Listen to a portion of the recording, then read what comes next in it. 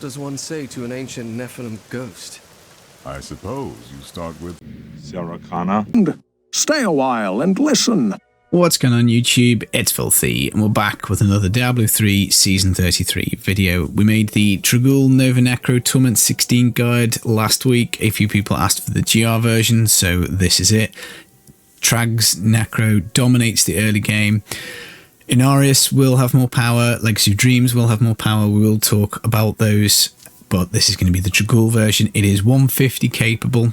I've cleared 140, that was without a conduit until the very end of the rift, so not really very helpful at all, and that was on my first key that I played, so I think with some fishing I could maybe get to 145. I think a really skilled player could clear 150 with the gear and paragon that I've got. It definitely is a very, very powerful set. But before we do get going, as always guys, a thumbs up brightens my day. Now, the build is going to be exactly the same for speeds. We've just got one change, which is Stuart's Greaves boots. So in the push version, you want to take the Aquila Cuirass for an extra 50% damage reduction because you don't care so much about getting through the map quickly. For speeds, obviously, you do want to kind of like teleport to pack to pack. You get the 100% move speed. That's the only gear swap. Everything else is exactly the same. Now for speeds, I'm doing 120. Look, if you get a really nice map, Festering Woods, lots of enemies, you can do it in 2 minutes 15, 2 minutes, something like that. What will really hurt your progress is going to be maps that have got lots of walls because it'll really impact the AoE nature of the build. Juggernaut is really difficult to deal with for the Necro because of the way the Krysbins sentence ring work. You lose a lot of damage on Juggernaut, so if you do see one, I probably would skip it. And secondly, shielding is really, really bad affix to get simply because you will melt everything around, but you won't kill an enemy that's got its shield up, and the single target on the Nova is not very good. Now, the Nova is pretty much the same for Inarius and for the Legacy of Dreams, but obviously we're talking about the Trag'Oul set today. So the two-piece Blood Rush and Scythe and Blood gain every rune, and life-spending abilities no longer cost essence. We've got no essence problems whatsoever. We can whack out our Novas, and they don't cost anything, which is, you know, great. Obviously we're going to use Scythe and Blood anyway, which is a generator, so it doesn't really matter terribly much. The 4-piece, when at full life, basically whenever we overheal, we get that added as life up to 300% more. So we start with 100%, we get 300% more. In my mind, that makes 400% total. So this is like 75% damage reduction. You will note that you start with 0, so you will be squishy when you go in. But that's not a bad thing because to get this Iron Rose buff up to maximum, you need to lose your life. So we'll come to that in a second. This is why the Trag'Oul, the 4-piece, is so much easier to play with than Inarius. So Inarius has got much bigger modifiers. So if we look at the 6-piece, 6,250% on our life-spending abilities. Obviously, we're going to use Blood Nova. That's the life-spending ability that gets the damage increase. Now, Inarius has got 19,000, which is quite a lot. You know, it's like 3 times higher. So I think the top 150 clear around about day 3 or 4 of the season was an Inarius build. Inarius is really squishy though, because you only get 50% damage reduction rather than 75. You have to take an amulet to get 75% with that with Inarius, and that means you're going to have to drop something else out of the build. So really, it is going to be squishy. You do also have to tag with your swirling tornado of bone. Now, Legacy of Dreams version will be better than Trag's eventually, but that modifies like 10,000 now. Because we can squeeze in Guardians, actually we get probably a little bit more damage early on. Like, I'm loath to call 1300 low paragon, but at this paragon range, I think Guardians and the Trag'Oul's probably does about as much as Legacy of Dreams anyway. Legacy of Dreams, you need everything ancient as well, so we can get away with some non-ancient pieces here.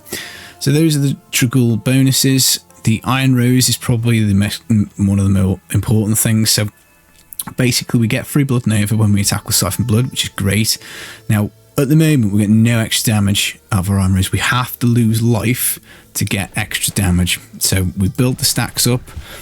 And that's why I say when you go in and you squishy, if something hits you and activates cheat death on like your follower, Mr. Templar, then that will stack you up to 10 stacks of Iron Rose immediately. And this rolls up to 50%, so 500% damage. I've got 49, so that's 490%. You have to lose the life within 60 seconds. This creates a further problem for this build, which is that when you take a shield pylon, you stop losing life. That is bad because as this drops down, it means that all of a sudden you start doing no damage. When you take a shield pylon, you need to be mindful that you have to manually cast a Nova, and you have to cast it like roughly 10 times in 60 seconds. You will lose some life by teleporting. I'm saying that actually the health cost is removed. That's not true. You will lose it when you press Simulacrum, but obviously you only press this at the start of the rift, so you do need to manually cast your Nova to keep your Iron Rose buff up. And also buffing up the Nova, we've got the Bloodtide Blade, so 400% damage for every enemy within 25 yards, up to 10 enemies. So this maxes out at 4,000%. Now, this is why the single target is not great, because you effectively get a 90% damage drop from the max, which is 4,000, down to 400 on a single target. So you will feel it. And again, with Juggernauts, with losing extra damage, that is what makes that pretty rough. We also have got the Funerary Pick Scythe and Blood drains from 2 additional targets. Each target takes 300% increased damage from you, unless there's only one target, in which case it is doubled. So we do make some damage back on the single target drop from the Bloodtide with the Funerary Pick, because when we are targeting one, we're getting kind of like double damage. But obviously 800%, 4,000%, because if we times that by 2 for the Funerary Pick, we're still losing a massive chunk of damage. Power Shift now stacks up to 20% and benefits all skills. So obviously we get the Power Shift rune, we get all the runes in Scythe and Blood. This helps us do more damage. Scythe the Cycle, secondary skills, which Nova is 400% increased damage whilst Bone Armor is active. Only whilst Bone Armor is active. So if we don't have the gold ring around this skill here, we're doing no damage. Now, when you cast your Scythe and Blood, even the automatic Novas will take 4 seconds off Scythe the Cycle. So what you'll notice is that all of a sudden Bone Armor will just click your fingers and it's gone. You just need to reactivate it. So a little bit of cooldown is helpful so that you can get Bone Armor back quickly and you can get doing this 400% increased damage again. You really would like to play around your convention cycle, because Necro only has 3 elements. So if you can time your stun, because we're going to pick the dislocation rune on Bone Armor about now, so that you would have 4 seconds of damage on physical, that is ideal. I don't really play like that. I will, if I see it on cold, I might try and hang on and press it just before physical, but I'm not that bothered. Like if I just see a juicy group of trash, I'll just pop it now on poison. Doesn't really matter. But of course this comes from the conventional elements ring. Now the Krysbins sentence, which is the problem for the Juggernaut, is we get up to 100% damage for enemies that are slowed. The Bane of the Trapped will activate the slow initially. We also get 60% increased damage from Bane of the Trapped at like rank 145. We get triple this effect when we do another control impairing like action, which is what the stun is. Now, we do also get stun from our Zystone of Vengeance. This is a 20% chance on hit to stun for only a single second, but obviously the single second could just be enough to get something blown up, particularly if it's in a nice big group, because we like area damage for this build as well, because it is very AoE heavy. Now, the Krysbins defaults with attack speed. It's not the easiest item to roll. It's quite difficult to get a nice one. But of course, if we've got Juggernaut, we can't crowd control it. So that's why we lose that triple bonus. And then that's why it is just a rough time for them. Now, I like the Guardian set early on in the season, because this doubles up our main stat. So it's effectively double damage, because if you look at your main stat, it's basically just a modifier. So without the Guardian set, this might read like 12 or 13,000, something like that. So we're getting like double damage bonus off it. We also get strength, dexterity, both of those are armor for us, and the intelligence obviously gives us some all res. So we get toughness out of the 2-piece as well. Then out of the 3-piece, we then also get the damage reduction from the 2-piece anyway. So basically it's just a lot of damage and it's a lot of toughness, and that's why you can survive at your 150 even with only like 1500 paragon.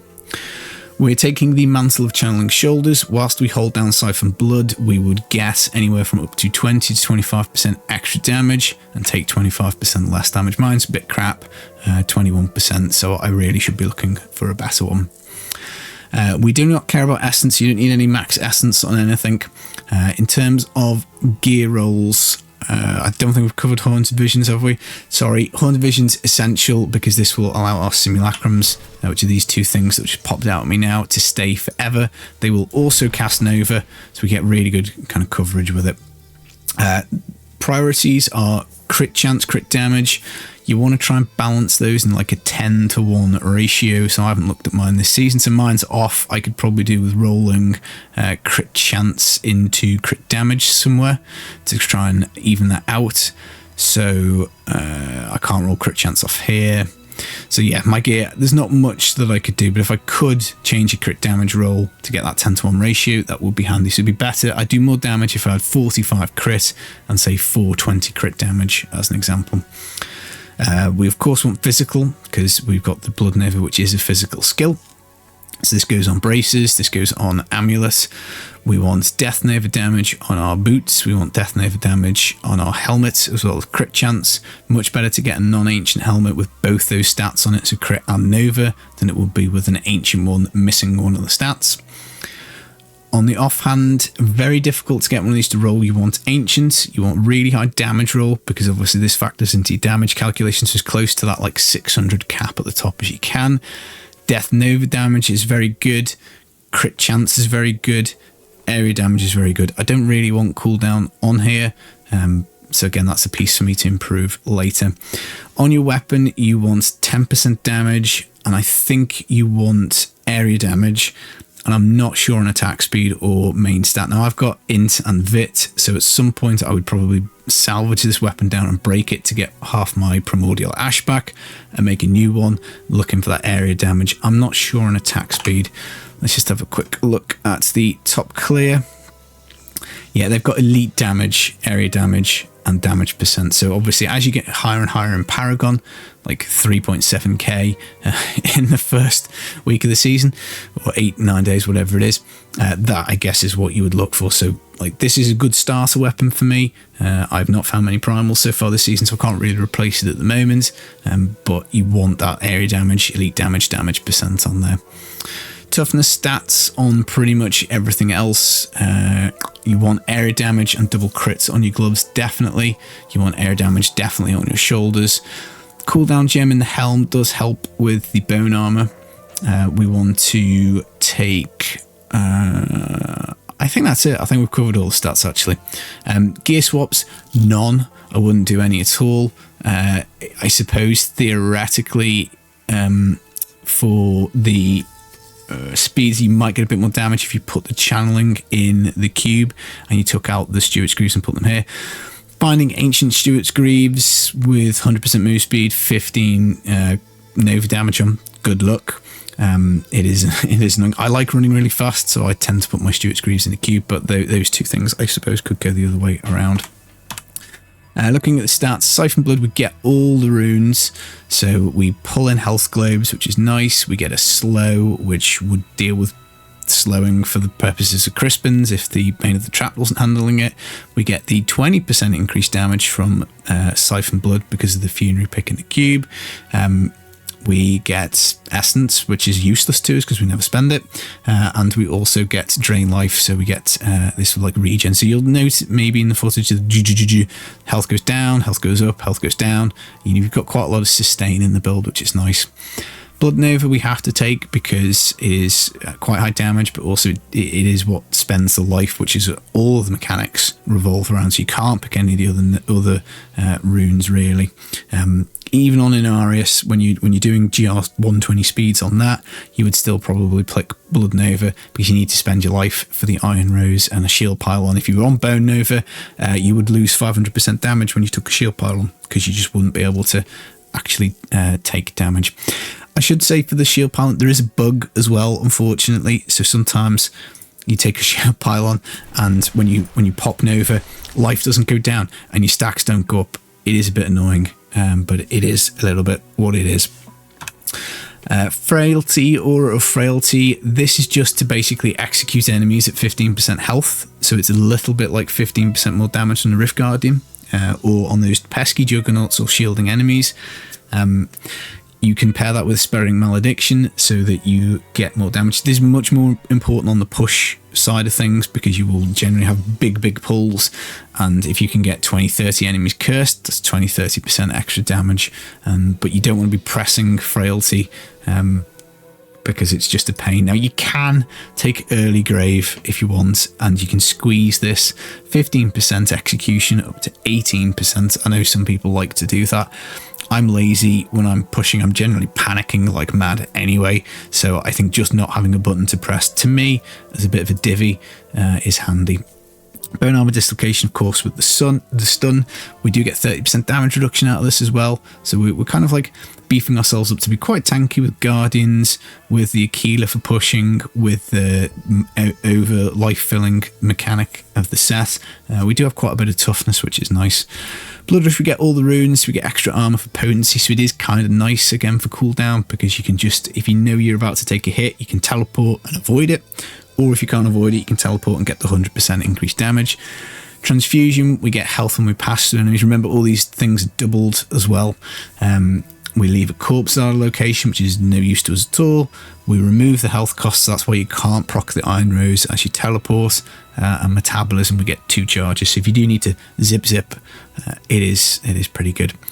Simulacrum will double the, triple, in fact, actually, the amount of Novas we have, because we do 1. They do 1 each because we go for the Blood and Bone rune.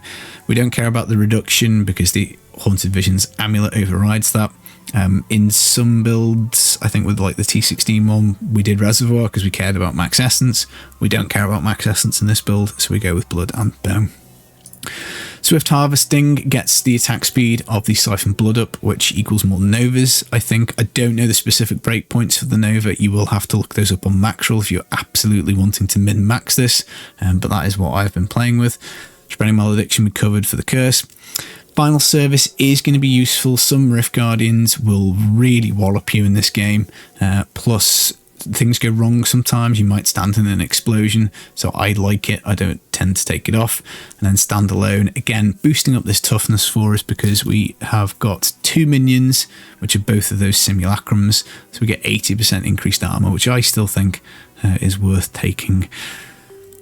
There's not really enough need for cooldown to justify Blood is power, and past that I'm not sure that we're getting any damage out of any of these. And we can't use corpses, so we can't get more move speed out of Fueled by Death. I know some people like to take the Blood for Blood passive, so when you pick up a health globe, it removes the health cost, but again, I'm not sure that's particularly useful. It's only really going to be useful if you're manually casting the Nova, and you only do that when you've got a shield pile on, so I don't know, maybe it's not worth it. So those are the passives, those are the skills. Yeah, in terms of playing the build, sometimes it can feel amazing because it's really nice to blow up a big group of stuff. Other times it can be dead frustrating because it's a little clunky to have to stand still and cast the Scythe and Blood. Juggernaut is annoying, shielding is annoying, as I touched on in the start of the video. So I don't mind this build, but I think if I played it all season, I would probably quickly get quite annoyed. So my next stop probably will be Crusader, because Fist to Heavens is a lot of fun and it's really easy to play, and you just kind of like jump on the horse and the entire screen melts. Only thing I think that I haven't covered so far is putting strength or dexterity gems in your gear gives you extra armor, which the Necro is needed. So I've augmented up most of these pieces, but we've still got a crappy non-ancient chest. We don't have an ancient helmet. Our shoulders we covered earlier are not amazing. This amulet's pretty pants because we're missing the physical roll on it. Would be a bit of a big deal if we could get physical double crit. The Krysbins could do with improving, I think. Again, that is a difficult item, and the offhand's not great either, so we would like another damaging stat on this. So there's a lot of room to grow, and if I'm a potato and I can do 140, I know that people can do 150. In our clan on the solo season, Melvinius has been going for rank 1, so he's got an minute clear, and this is on the Trag'Oul's Necro. Now he's up to 2000 paragon now. He did clear 150 at 1300, and that's how I know that it can be done. Obviously he's collected up some nice gear pieces. He's made himself a Funerary Pick. Again, if you know, it is difficult to get like the exact rolls. You want 10% damage, area damage, elite damage, but you just have to kind of do the best that you can. Interestingly, he's gone for the life gem. I bounced between the two when I was doing my pushing. I found that the health was probably enough that I preferred the cooldown gem in the helmet. But yeah, that's kind of what I did. He's got internal torment on actually, so let's just have a little look at what that does. I think that is that the curses last forever. I don't know if you need that. Maybe somebody can explain it in the comments, because I would imagine that the Aura of Frailty just automatically applies, and even when Frailty drops off, it just reapplies automatically. I haven't noticed curses dropping, but perhaps that is the reason. Right, that is the guide. As I say, the speed is Stuart Greaves, the push is Aquila Karas. I will link both builds with the ideal stats down. You will be able to get 150 done if you can get up to 2k paragon and fully augment out your build with the right stats. I think 150 should not be too much difficulty with the Trag'Oul Nova Necro. It might be easy to do Legacy Dreams, but that does require like perfect gear. I suppose if you've augmented everything and it's ancient on your Trag'Ouls, then that's just as hard to put together, I suppose, as a Legacy Dreams build.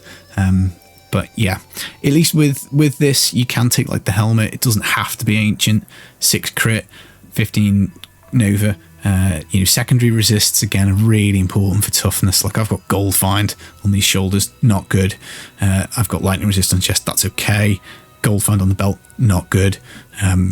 XP and pickup radius on the boots, again, not good. So this is like my starter gear. I could go off and improve this, but I might go and play some Crusader. And I don't think I covered the stats on the convention. Double crit damage or area damage is acceptable, with up to the 200% would be very nice on conventional elements. I don't know if I covered Stricken as well. Obviously, you take the Stricken with this build, because otherwise you will be trying to kill that Rift Guardian for a bazillion years. Yeah, you get more damage for bosses, and it's got this increased damage stacking effect.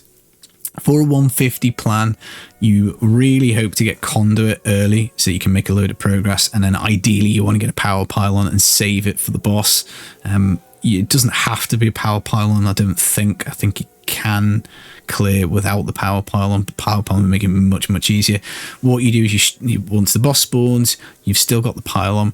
You want to stack your Stricken for like a minute to 2 minutes, just so you can get this increased power. You then pop the pylon so that stuff comes out of it, and then instead of doing this like 400% doubled with the Funerary Pick damage on the boss, you can maybe get 5 or 6 enemies in the radius for the Blood Nova. So you can maybe get this modifier up to like 2000, which would be kind of like doing treble damage ish from popping the pylon, and you'll also benefit from the area damage rolls on all of your gear.